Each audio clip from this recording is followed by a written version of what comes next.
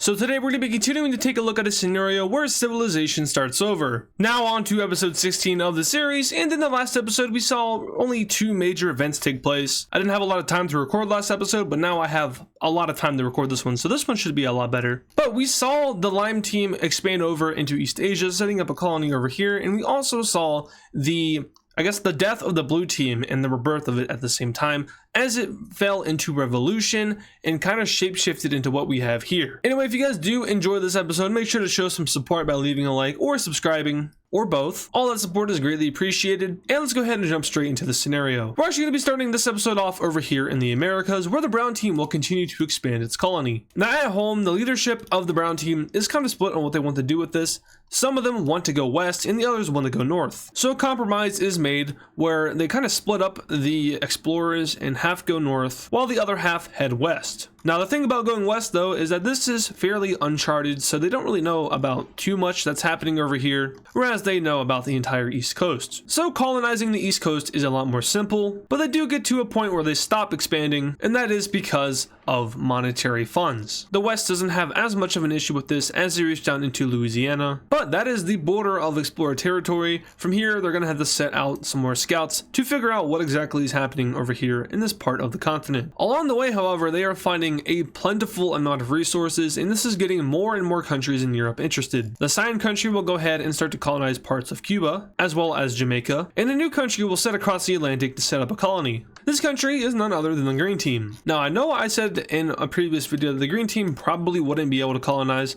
but I think I'm kind of underestimating some of the countries that I have here. The Western European powers, when they started colonizing, weren't that big and powerful, so I think I've just kind of been underestimating the countries that I have here. The Green team would be able to colonize, and that's exactly what they do as they land over here in the New York Peninsula and move down into New Jersey. Now remember, the Green team and the Brown team have fairly friendly relations. They fought a war together, so the Brown team has no objection to this, and that's because, as you can see, they already have a lot of land. The Green team now will set out a group of explorers to figure out what's happening over here on the American-Canadian border, and together these two countries will work together to explore the interior into Ohio and Kentucky. So the exploration of America is coming along nicely, but it's not just America, it's also Greenland getting explored. The Irish country will set up a small colony in the tip of Greenland. I don't really expect them to do too much with this, kind of like similar to Denmark, but Greenland is now looking kind of German. In Africa, we have a small expansion of this dark blue team. I don't know why they exist. I mean, the African countries really don't do too much in this series, and that's because they're not too strong other than the northern ones.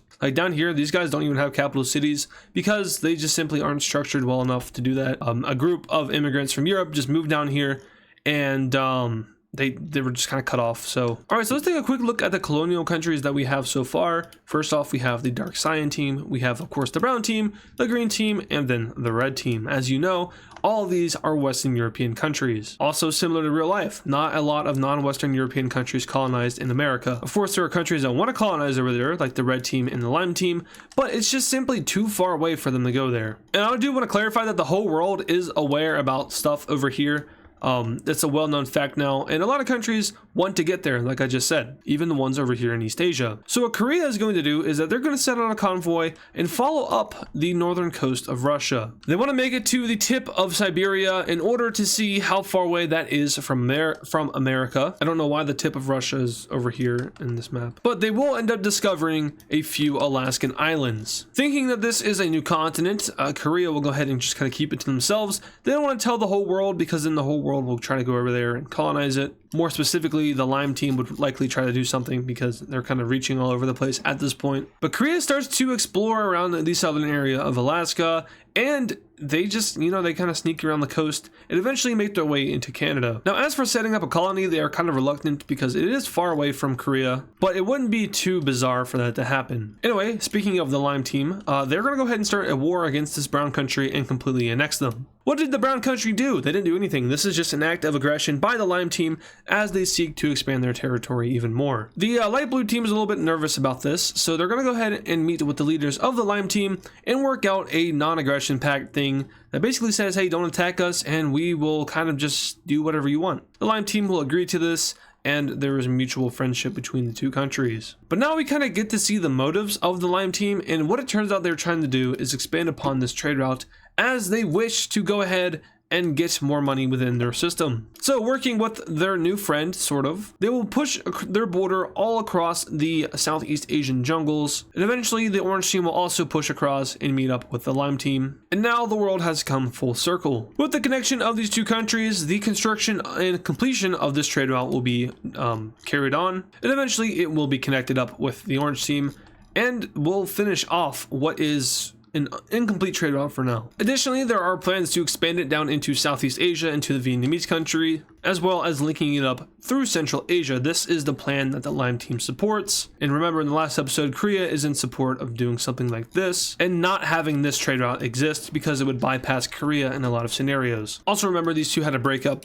so they're not really friends anymore. Anyway, staying on the topic of trade routes, we can go ahead over to Northern Africa, where the red team will work with its neighbors to expand this trade route into the north of the continent. In Iberia, it's kind of the same thing with not a lot of major cities, but the cyan team is strong enough to where they are going to request it, and they will eventually get it. So the trade route now runs all the way over into Spain. It also links up with the capital of the purple team. This wasn't too hard to accomplish. It even goes up into the capital of the green team. So we're seeing a lot of European countries working together in order to, benefit the continent as a whole. Of course, this is mostly driven by self-interest, but they do understand that they need to collaborate in order to achieve that self-interest. In the last episode, we also saw the Prince of the Netherlands country get his own country, and with his new country, he's going to go ahead and try to make himself known by invading this small Swiss country, which has done nothing and hurt nobody. The war, of course, is a success for two reasons. One, this country is stronger, and two, they might have been funded by the Dutch country. And now we have reached a point in the series where I think it's important to address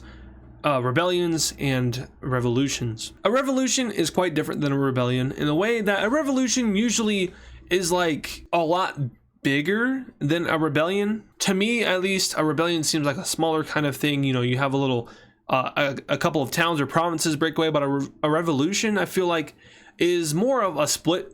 You know, the country's like split in half and they fight. That's just my own opinion, though. That's how I see it. So I do want to say that at this point, rebellions are less likely and revolutions are more likely, meaning that we won't see just like little bits of countries just break away. Instead, we'll probably see countries get split in half and, duke it out. And that's what we see with the yellow team. That's right. The culture is becoming a very important thing for society. And it turns out the views between the east and the west of the yellow team are just drastically different. And it would probably be better off if they were on their own. The thing is, however, the yellow team is a union of countries, and the ruling party of the yellow team as of now is not set on allowing half of their country to, just walk away. So they blocked the former yellow countries from just simply leaving, and that is going to bring about our first revolution. Or I guess our second revolution. The first one was in the blue team. Or was that more of a rebellion? That was more of a rebellion.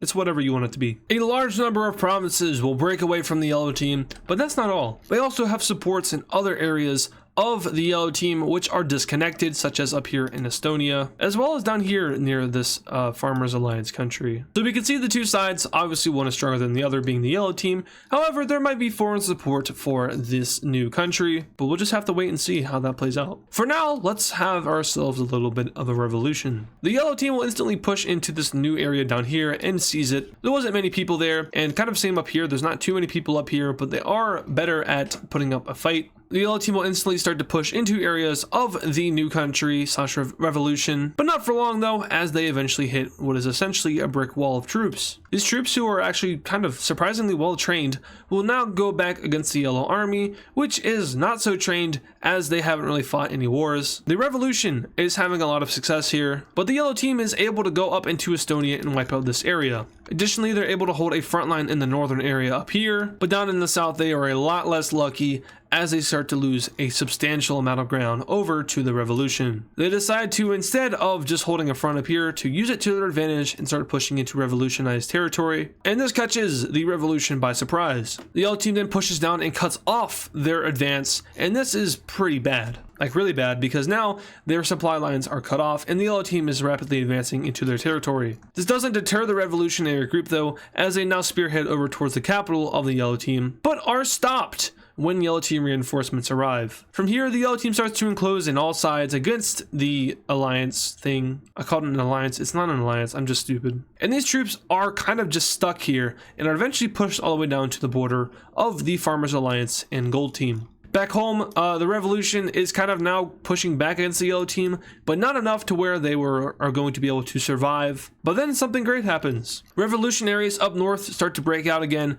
and this whole Estonian area once again is under control of the revolution. Additionally, we see more and more pockets start to break out, this time even closer to the border of the Farmers Alliance. One over here as well, which is on the front lines, as well as one down over here. These guys are in the far reaches of the country and not really too close to the capital area, but that's where the yellow team is weakest in its power grasp, so they are able to quickly solidify and gain the support of the people living there. And now all of a sudden, the yellow team is fighting a multi-front war. Troops fall back from the interior of the revolution area in order to hold a possible defensive front against the rapidly expanding revolutions in other areas. This one solidifies pretty well, but eventually yellow team troops will be able to hold it off. At the same time, they once again push up into this Estonia area and do a lot of damage, cutting it in half. We then see them push back against the main blob, but that's only for now because this is about as good as it's going to get for the yellow team. An outside country will join in, and that is the gold team out of all countries. Remember, they initially were invited to join the Yellow Union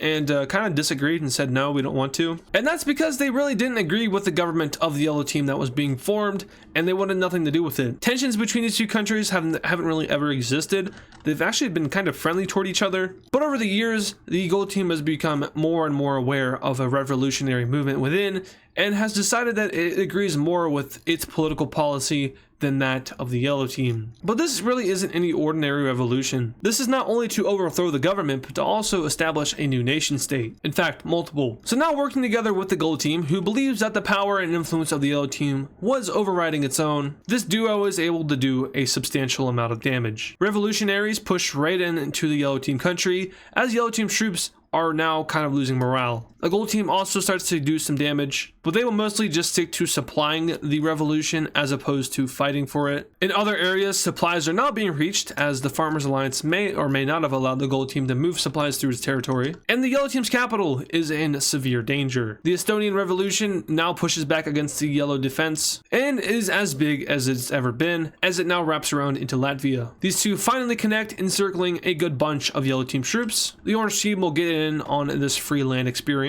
and the revolutionaries now push down the coast and meet up with their southern selves in the capital of the yellow team, killing any prominent government officials that still exist there and bringing about a pretty severe collapse. From here, provinces decide to start surrendering and this whole blob disappears, and now all that remains is this part of the yellow country as the remaining army forces fall back to the border of the brown country. That turns out not to be the greatest of ideas though, as the Dutch country will join this war in hopes of gaining a little bit of land and maybe some influence. They meet up with revolutionary armies and decide to, call it cools and say, hey, we're chill, right? Additionally, we see the blue team come down and get some land along the Polish coast. And after a few years of fighting, we see the end of the yellow team. The revolution was a success, and that's mostly thanks to foreign powers, but now we can take a look at the peace treaty that is drawn up. All right, I kid you not, I did like 10 minutes of trying to figure out what colors to use, but it's whatever. I don't really like it, but it is what it is. We have the peace treaty now being worked out in Europe, and this place is looking a lot more packed. Not a whole lot of unification going on anymore.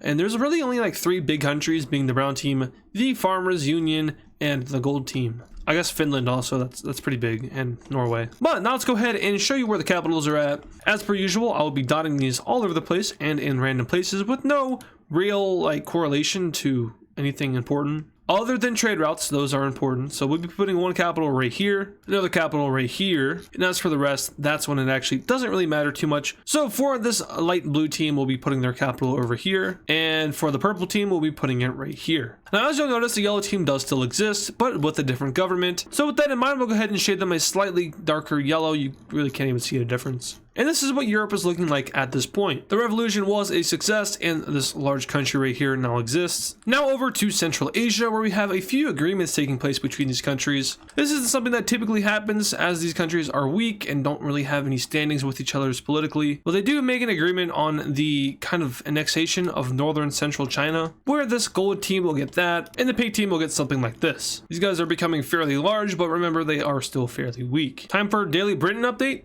Yeah, I think so. The green team will take out the purple country, And that's it. There's really nothing else that happens here. Remember, these countries just came back into existence, so they're not too strong, and they're still healing from the big war that took place last time. But before I end off this video, there is an event that I want to talk about that takes place, and that is the death of the leader of the red team. They have been in power for over 60 years. That is a very long time. They came into power when they were 14 years old, which would make them 74 at their time of passing, which is pretty impressive for this time period. But now there is a little bit of an issue. The leader of the red team, of course, married a wife, and they together had children. The issue is, though, those children just happen to be twins. So there's, two of the same. They were born on the same day within a couple minutes of each other. There's also another child. It's a daughter, but she is not a twin. But these two are identical twins, and it creates a little bit of an issue. Now, let's also not forget that at this time, people weren't very loyal. So he might also have some children with another person who might also happen to be twins. And if it isn't clear, this guy is also a twin. So I'm drawing in a whole family tree here. Just try your best. So his parents had him, and he is also a twin of this person who doesn't have any kids. But there's also a set of female twins over here. So this is the red team's royal family tree at this point. This guy is the former leader of the red team. He's dead. So is she. But his children are all still alive. This guy was the eldest. In fact, due to complications during his twin brother's birth, it kind of just made it easier for the dad to figure out which one would rule. This one, he's pretty normal. This one is slightly different. And then these guys over here are younger. They're a younger set. So like I was saying, this is the older guy. And he has, well, my main point is, two eldest sons who are, once again, born within minutes of each other. They don't even really remember who was born first. So it creates complications for who will be the next ruler of the red team. Of course, you could also have the daughter do it, but these guys weren't too equal at this time. And then the illegitimate children, they don't count. It would be really weird if I just drew a line right there. Like, that would be extremely weird. So these two are gonna freaking fight each other. And the differences between the two are insane. While one of them wants to carry on the legacy of their father and be a fairly democratic ruler, the other is not about that life. The other one wants to expand the glory of the red team and have the red team reach the Atlantic Ocean, into the Indian Ocean, and to the Pacific. Essentially, they want the whole world to be under the rule of the red team. So when they duel, and yes, they're brothers, of course, they're going to duel, and one of them is going to die. That's how serious this matter is. Try to guess which one wins. The nice one, who would be a perfect ruler, or the one that would be a horrible ruler. Make your guess. It's actually the Democratic guy. No, I'm just kidding. It's not him. He's dead. The cruel tyrant wins the duel and hence wins the leadership and imperial role of ruling the red team. And his agenda is not great. But if you want to figure out what that is, figure it out in the next episode, which will come out next Saturday. That's going to be all for this video, and I hope you guys really did enjoy it. And if you did, make sure to leave a like on it, subscribe to the channel if you're new, and make sure to stay tuned because we might be seeing the red team do some crazy things in the next episode. Or maybe someone will put them in their place. Or maybe the unthinkable will happen. I don't know. Make sure to tune in next time. And once again, thanks for watching, and I'll catch you guys in the next episode. And of course, thank you to all the super fans. This includes Kylie Speaks Plays, German Edits, A Random Guy, Patrick Clauser, Life Lamau, JB Countryball 12, Friaza, Hammertoad 45, CTG Canada Flag, Colon Country Ball, Nevada Garbage Trucks, Yakko, DW Cool Dude, and Serminator. Thank you guys.